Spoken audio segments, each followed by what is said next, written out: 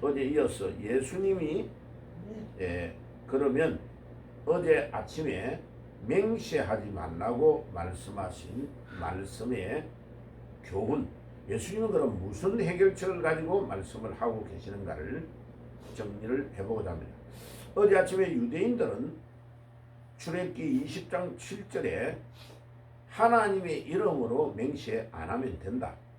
하늘로 해도 되고 땅으로 해도 되고 다른 식으로 맹세를 하는 것은 되나 하나님의 이름으로 하는 맹세는 하면 안 된다 그랬는데, 우리 예수님은 아니다. 하늘로 맹세해도 하늘을 창조하시는 분이 하나님이시고, 땅으로 해도 땅도 내나 하나님의 보좌고, 모든 것들이 결국은 예루살렘으로 해도 예루살렘은 큰 왕의 도시다. 이 말이 뭐냐면 결국은 하나님이 예루살렘을 지키시고 인도하신 분이다. 그래 자꾸 말을 돌리지 말고 예수님의 말씀은 맹세 자체를 안 하는 게 제일 좋은 거다. 그 말을 하고 계시는 것이요. 그래서 가능하면 우리는 이렇게 맹세를 하는 것은 좋은 방법이 아니다 하는 것을 알 수 있습니다. 우리 예수님께서 결국은 오늘 33절과 36절의 이야기를 또 그 마지막 37절까지 우리 다 오늘 아침에 방금 읽어봤는데, 그 구절의 맨 마지막까지 딱 가면 결국은 예수님이 하시는 말씀의 핵심은 맹세하지 말라. 맹세를 섣불리 해가지고 안 지키면 그게 큰 실수가 되고 문제가 된다 하는 것을 말씀하고 있는 것입니다. 그래서 우리 예수님이 하시는 말씀에 굉장히 중요한 말씀이 많아요. 하늘도 하나님의 보좌고 땅도 땅으로도 맹세하지 말라. 그것이 하나님의 발판이 된다. 그 다음에 예루살렘도 말라. 큰 왕의 성이다. 내 머리로도 맹세하지 말라. 이는 내가 머리카락 하나도 한 올도 한 털도 네가 희거나 끊게 할 수 없다. 우리 인간은요 대단한 것 같아도 사실은 들어가 보면 별거 아니에요.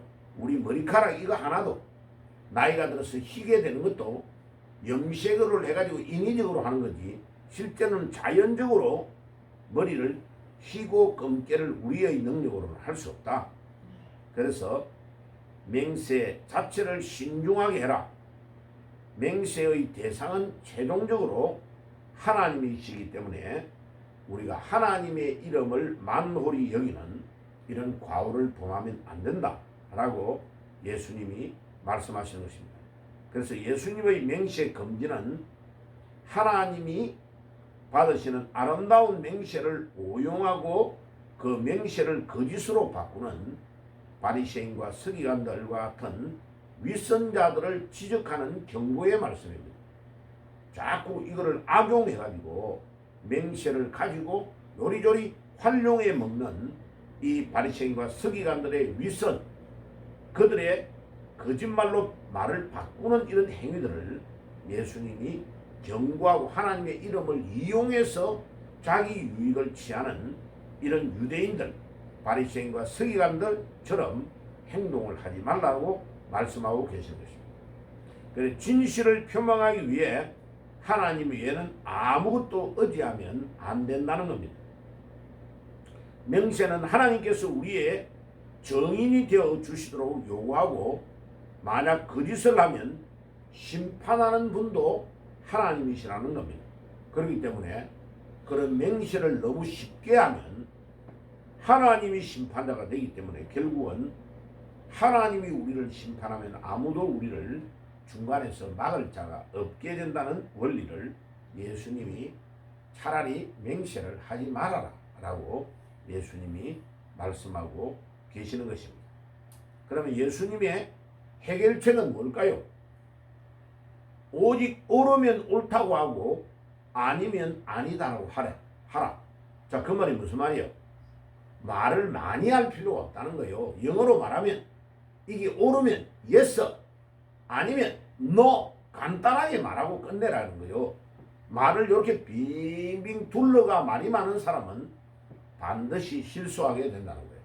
그래서 성경에서 나옵니다. 예, 아니요 라는 말을 하기가 제일 어려운 말이라는 거예요. 예, 아니요 라는 말은 간단하고 가장 짧은 말이지만은 제일 어려운 말이다. 그래, 지금 생각하면 참 재미있어요. 예, 미국에서 이렇게 우리나라도 그래요. 전화로 인터넷을 바꿀 겁니까? 휴대폰을 바꾸면 이렇게 보상을 해줍니다 하고 영업을 하기 위해서 전화가 들어오는 경우가 많잖아요.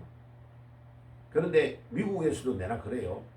예, 인터넷을 바꾸면 이렇게 해주겠다고 엄청 빠른 영어로 막 말을 해요. 그런데 모르고 뭣도 모르고 예스 해버리면 그게 녹음돼 가지고 내가 오케이를 해준 걸로 돼 가지고 내가 잘 쓰고 있는 인터넷을 바꾸는 절차로 가버려요. 그러니까 문제가 아주 많이 일어날 수가 있단 말이에요. 그러니까 우리 아들이 한 번은 아빠 너무 말을 복잡하게 전화 와가지고 하면 무조건 차라리 노라고 하는 게 제일 좋다는 거예요. 노 해놓고 허락을 안 해놓고 나중에 허락하는 방법은 서류를 가져오든지 읽어보고 천천히 읽어보고 노하고 바꾸는 거는 쉬운데 예스라는 말을 해버리면 그거를 녹취해가지고 이것들이 장난을 치는 사람이 많습니다. 아버지가 알고 계셔야 돼요. 그래 나중에 그게 아주 명언이에요, 명언. 그래서 성경에서도 예스와 노를 분명하게 하라. 우리 예수님께서 37절에 하시는 말씀이 오직 옳으면 옳다 아니면 아니다라고 하라는 예수님의 말씀이 그 말이에요. 예스와 노를 분명하게 해버리라. 그러면 그 다음의 말을 마음을 나쁘게 가지고 있는 이 사탄의 세력들이 우리를 유혹하면서 딴 길로 끌고 가지 않는다. 이에서 지나는 것은 악으로 쫓아나느니라. 야, 보세요. 예스와 노를 분명하게 안 해가지고 말을 자꾸 빙빙 돌리면 내가 어떤 의도를 가지고 접근하다가 일어나는 일들이 대부분 많다는 거예요. 그 예수님께서 하시는 말씀은 바로 그게 악을 쫓아 하는 것이다. 그래서 형제를 서로 비방하지 말라. 너희는 율법의 준행자니 재판자가 아니다. 그래서 야고보서 4장 11절에서 14절에 보면 비방하는 것도 금해야 된다. 네가 이래서 옳고 나는 이래서 이렇고 이렇게 자기 입장에서 하는 말들 이런 것들도 굉장히 삼가하고 조심해야 된다. 왜? 모든 재판 판단하는 자는 하나님이시기 때문에 그렇다. 자, 신명기 23장 21절에서 23절에 보면은 하나님께 서운한 일이 있으면 반드시 지켜야 된다고 말씀하고 있습니다. 그렇기 때문에 서원을 쉽게 하면 안 된다라는 말을 하고 계시는 것입니다. 신명기 24장 21절에서 23절에 야훼께 서원하였거든 반드시 갚으라. 그것을 요구하시느니 내게 죄가 된다. 그러니까 봐요. 이렇게 죄가 되는 것을 왜 쉽게 서원을 하느냐 말이에요. 서원을 할 필요가 없다는 거죠. 예. 내가 예를 들면 하나님 나에게 아들을 주며 내가 이 아들을 하나님의 종으로 바치겠습니다. 옛날에 어머니들이 이런 기도를 많이 했단 말이죠. 근데 나중에 아들이 커가지고 나는 묵상 안 할래 이러면 상당히 곤란한 일이 일어난다는 거죠. 예. 그래서 너무 쉽게 그런 기도나 그런 서원을 하면 안 된다. 예. 이런 일이 일어나면 내가 우리 집을 하나님께 바치겠습니다. 나중에 대부분 상황이 쉽지 않거든. 또 남편이 자녀들이 반대한단 말이에요. 그러면 안 된단 말이에요. 예, 이런 서원들을 쉽게 하지 말아라. 창세기 26장 28절에 보면 아비멜렉이 그의 친구 아우삭과 비골과 함께 와서 이삭과 맹세로 계약을 맺습니다. 자, 이런 일들이 행해지면은 다행인데 행해지지 않으면 엄청나게 큰 문제가 온다는 것입니다. 자, 레위기 5장 4절에서 6절에 보면 무심 중에 한 맹세를 지키지 못하면 속죄제를 드려서 하나님께 제사를 지내야 된다는 말을 하고 있는 겁니다. 봐요. 그러니까 우리 레위기 5장 한번 읽어볼까요? 레위기 5장. 저 앞쪽에 창세기, 출애굽기, 레위기 5장 4절에서 6절을 한번 읽어볼게요. 레위기 5장 4절에서 6절.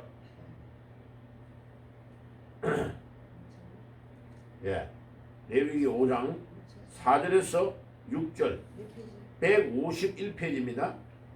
구약성경 151페이지. 사도행전 레위기 5장 4절에서 6절 151페이지의 구약성경 레위기 5장 4절에서 6절 레위기 5장 4절입니다. 만일 적혀있죠. 같이 읽겠습니다.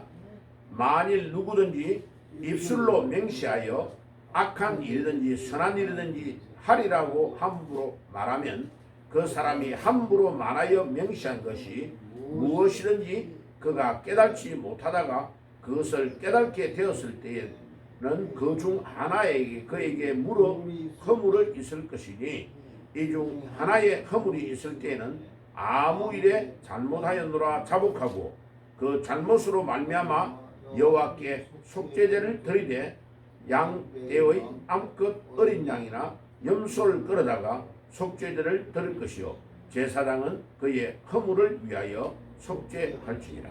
봐요.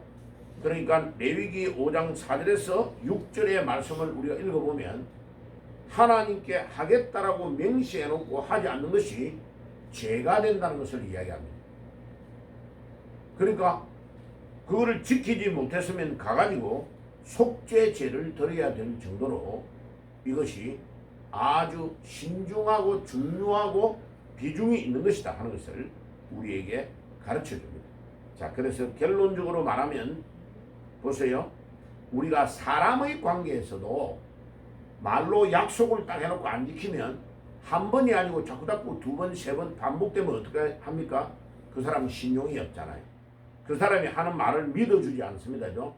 그러니까 예수님께서 해결책을 37절에 말한 것처럼 옳다, 옳으면 옳다, 아니면 아니다. 영어로 말하면 yes와 no를 분명하게 말해주라는 겁니다.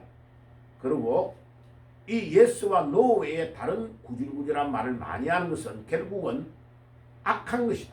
어떤 의도를 가지고 행동하니까 자꾸 말을 돌리는 것이다. 이 말이에요. 그리고 지키지 않는 자를 위해서 우리 형제들을 우리가 비방할 필요는 없다. 판단하는 것은 하나님이 하신다. 그래서 신명기 23장 21절에서 23절의 말씀대로 서원을 안 하면 죄가 된다. 내가 조금 전에 읽었던 레위기 5장의 말과 똑같아요. 서원을 한 것을 지키지 않으면 하나님은 그거를 죄로 간주하신다.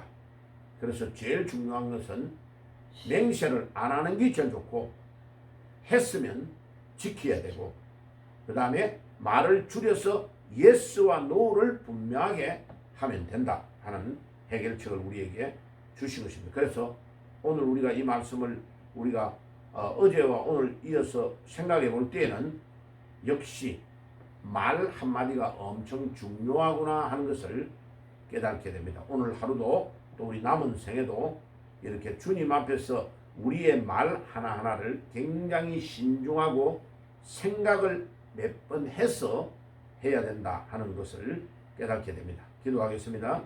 주님 감사합니다. 오늘도 우리 주님께서 이 맹세를 하지 말라고 하시는 주님의 말씀을 우리가 신중하게 받아들이고 우리의 생활 속에서 이런 말을 절제하고 말을 신중하게 하는 지혜와 능력을 주님으로부터 받게 주옵소서. 오늘 이 아침에도 기도할 때에 또 저희들이 언약의 말씀을 붙잡고 기도하다가 큰 은혜를 누리는 새벽이 되게 해 주옵소서. 예수님의 이름으로 기도드리옵나이다. 아멘.